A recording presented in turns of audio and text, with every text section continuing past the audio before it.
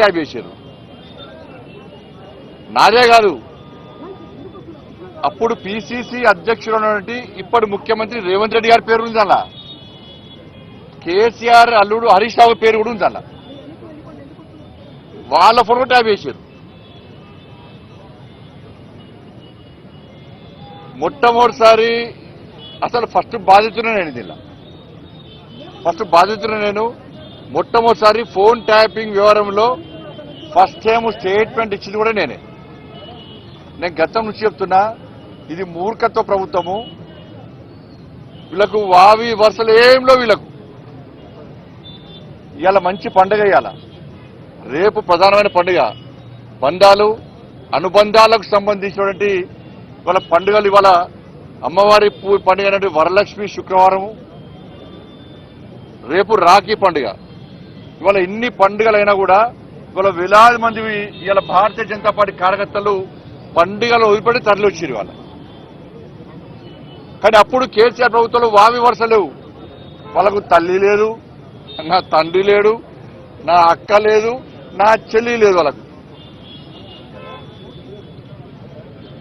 నా కుటుంబ సభ్యుల ఫోన్ ట్యాప్ చేసారు. నా ఫోను, నా కుటుంబ సభ్యులది, మా సిబ్బందిది, లాస్ట్కు మా ఇంట్లో పనిచేసే వర్కర్లు కూడా.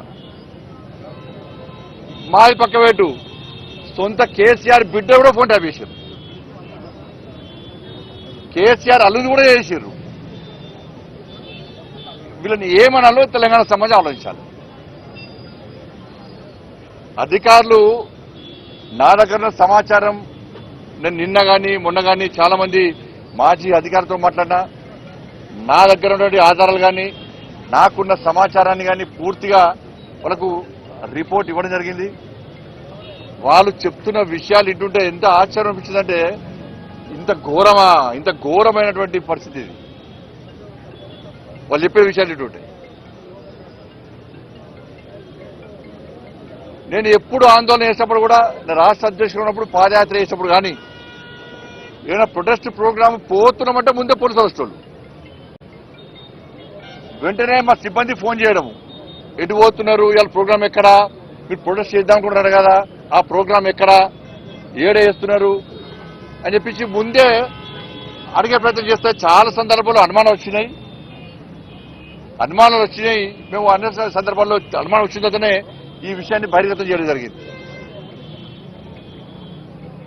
ఇవాళ కేసీఆర్ గవర్నమెంట్లో మీరు చూడండి, మీరెవరన్నా, మీ కెమెరామెన్ ఉన్నారు, రిపోర్టర్లు ఉన్నారు, మీరెవరన్నా మీ కుటుంబ సభ్యులతో కానీ ఎవరన్నా కానీ వాట్సాప్ కాల్ కాకుండా నార్మల్ కాల్ మీరు మాట్లాడారు ఎప్పుడైనా? తెలంగాణ రాష్ట్రంలో కేసీఆర్ ప్రభుత్వం ఉన్నప్పుడు భిక్షాటన చేసే భిక్ష పైన కూడా ఒక ఏమీ తెలియనటువంటి మామూలు వ్యక్తి కూడా వాళ్ళ భార్యతో మాట్లాడాలన్నా, ఏదైనా భార్యాభర్తల ఫోన్లైన మూర్ఖులు వీళ్ళు, చండాలులు, నీచ మనుషులు వీళ్ళు.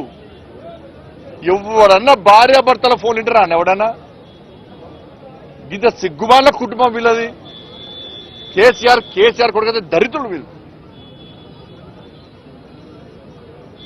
ఎవరన్నా తెలంగాణ రాష్ట్రంలో కేసీఆర్ ప్రభుత్వం ఉన్నప్పుడు ఎవ్వరు కూడా నార్మల్ కాల్ మాట్లాడుకోవాలి. ఎవరైనా మామూలు బిచ్చపులు అడిగినా కూడా, ఆటో కార్మికులు అడిగినా కూడా, అబ్బో సార్ కేసీఆర్ ఫోన్ ఇంటర్నెట, అందుకే వాట్సాప్ కాల్ మాట్లాడుతున్నారు సార్ అంటుండే. ఇది కామన్ అయిపోయింది. ఇది ఎవ్వరు కూడా మాట్లాడుకోలే, అందరికి తెలిసిపోయింది. కేసీఆర్ ఫోన్ ఇంటర్నెట, మామూలు కాల్ మాట్లాడకూడదు, అయితే వాట్సాప్, అయితే ఫేస్ టైము, అయితే సిగ్నల్ మాట్లాడుకోవాలంట అని చెప్పి ఈ టెక్నాలజీ పెంచడానికే కావచ్చు కేసీఆర్ టాపిక్ ఇచ్చింది. అంటే ఇంత ఘోరమైన పరిస్థితి ఆ రోజు కేసీఆర్ ప్రభుత్వ హయాంలో ఉండే. మావోయిస్టుల ఫోన్ల లిస్టులో మా పేర్లు పెట్టి ఫోన్ ట్యాప్ చేశారు. అసలు ఎస్ఐబి అనేది మావోయిస్టుల కార్యకలాపాలను ఎప్పటికప్పుడు తెలుసుకోవడము, వాళ్ళని కంట్రోల్ చేయడము, వాళ్ళ పట్ల కఠినంగా వ్యవహరించాలంటే ఎస్ఐబి ఉండాలి. కాబట్టి ఒక సపరేట్ ఇన్వెస్టిగేషన్ బ్రాంచ్ పెట్టి మావోయిస్టు టెర్రరిస్టు కార్యకలాపాలను అదుపు చేయడానికి మాత్రమే ఇది అవసరం. దాన్ని పెట్టుకొని వీళ్ళు ఏది పడుతుంది ఫోన్ ట్యాప్ చేయడమే. వేలాది ఫోన్లు, ఆ లిస్ట్ చూస్తే నేను ఆశ్చర్యపోయినా. వేలాది ఫోన్లు ఢిల్లీ నుంచి నాకు వచ్చిన ఫోన్లు, మా పిఏలకు వచ్చిన ఫోన్లు, మా డ్రైవర్కి వచ్చిన ఫోన్లు, మా సిబ్బందికి వచ్చిన ఫోన్లు అన్నీ కూడా లిస్టు మొత్తం ఉంది. ఆడ మొత్తం లిస్టు ఉన్నది. మావోయిస్టుల కోసం ఏర్పాటు చేసినటువంటి ఎస్ఐబిని ఈ కేసీఆర్ అనే మూర్ఖుడు, కేసీఆర్ కొడుకు ట్విట్టర్ టిల్లు ఏ విధంగా వాడుకున్నారంటే, దాన్ని పక్కబెట్టి మావోయిస్టుల లిస్టు పక్కబెట్టి రాజకీయ నాయకుల ఫోన్లను ట్యాప్ చేయడము. వాళ్ళ సొంత, నేను అందుకే సిట్టర్ చెప్పిన, మీరు మమ్మల్నే కాదు బీఆర్ఎస్ పార్టీకి సంబంధించి మంత్రుల ఫోన్ కూడా ట్యాప్ చేసిన లిస్ట్ ఉన్నది. బీఆర్ఎస్ సంబంధించి ఎమ్మెల్యేల ఫోన్ కూడా ట్యాప్ చేసిర్రు. కేసీఆర్ బిడ్డది కేసీఆర్ అది కూడా ట్యాప్ చేసిర్రు. వాళ్ళని కూడా విచారణ పిలవాలని చెప్పిన, వాళ్ళని కూడా విచారణ పిలవాలి.